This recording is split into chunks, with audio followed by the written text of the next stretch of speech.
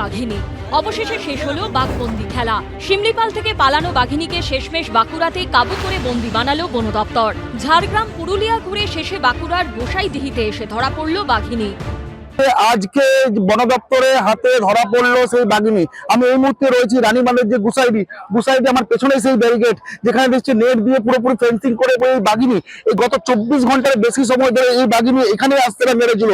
বন দপ্তরের তরফ থেকে দফায় দফায় ড্রোনের মাধ্যমে নজরদারি চালানো হয়, বিশেষ টিমকে এই ব্যারিকেডের ভিতরে ঢোকানো হয়। এরপর ড্রোনের মাধ্যমে নজরদারি চালিয়ে বন দপ্তরের তরফ থেকে লক্ষ্য করা গেছিল যে বাঘিনী কোথায় কি পরিস্থিতিতে ছিল বা আছে, সেই লক্ষ্য করে বন দপ্তরের তরফ থেকে ঘুম পাড়ানি গুলি করা হয়। অবশেষে বাঘিনী বন দপ্তরে খাঁচাবন্দি হলো। বন দপ্তর সূত্রে খবর, শিমলিপাল থেকে পালিয়ে বেলপাহাড়ির কটাচোয়ার জঙ্গল থেকে সফর শুরু করে সে। কাকড়াঝোড়ের ময়ূরঝর্ণার জঙ্গল থেকে পুরুলিয়ার বান্দোয়ানের রাইকা, তারপর পার্শ্ববর্তী কুইলাপাল বিটে কেশার জঙ্গল হয়ে মানবাজারের ডাঙ্গরটির জঙ্গলে টের পাওয়া যায় তার অস্তিত্ব।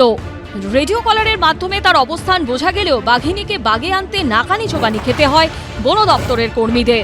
বাঘিনীকে ধরতে আনা হয় বিশেষ ক্ষমতা সম্পন্ন স্নিফার ডগ গোল্ডিকে। নামানো হয় আধা সেনা, তৈরি করা হয় বিশেষ টিম। এর মধ্যেই শনিবার বন দপ্তর সূত্রে জানা যায়, ঝাড়গ্রাম পুরুলিয়া ঘুরে বাঁকুড়ার রানীবাঁধের গোপালপুর গ্রাম লাগোয়া জঙ্গলে রয়েছে সে। ড্রোনের সাহায্যে শুরু হয় নজরদারি। শনিবার বাঘিনীকে লক্ষ্য করে দুবার গুলি ছোড়া হলেও বাগে আনা যায়নি তাকে। এরপর রবিবার গোসাইদিহির জঙ্গলে তার অবস্থান বোঝা যেতেই তৎপরতা বাড়ায় বন দপ্তর। ড্রোনের সাহায্যে অবস্থান বুঝে বাঘিনীকে লক্ষ্য করে ঘুম পাড়ানি গুলি ছোড়া হয়, তাতেই কাবু হয় বাঘিনী।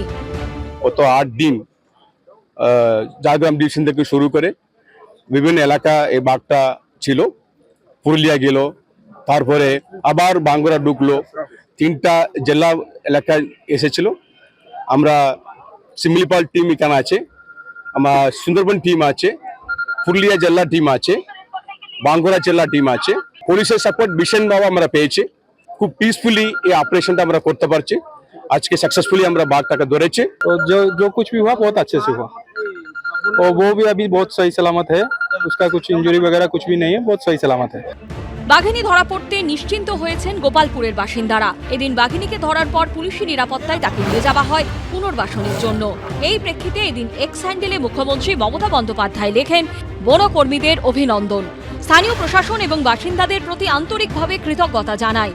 বাঘিনীকে উদ্ধার দলবদ্ধভাবে কাজ করা এবং বন্যপ্রাণী সংরক্ষণের প্রতি দায়বদ্ধতার একটি উজ্জ্বল উদাহরণ।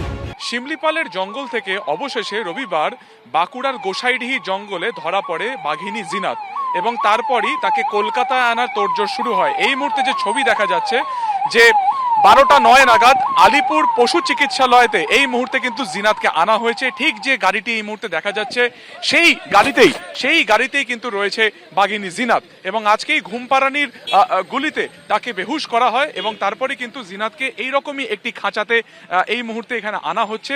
বাঘটি এই মুহূর্তে কি শারীরিক তার কন্ডিশন রয়েছে পুরোটাই এই পশু চিকিৎসালয়তে খতিয়ে দেখা হবে এবং আগামীকাল পূর্ণাঙ্গ মেডিকেল চেক আপ তার কিন্তু হবে। সুস্থ আছে, বাঘ সুস্থ আছে।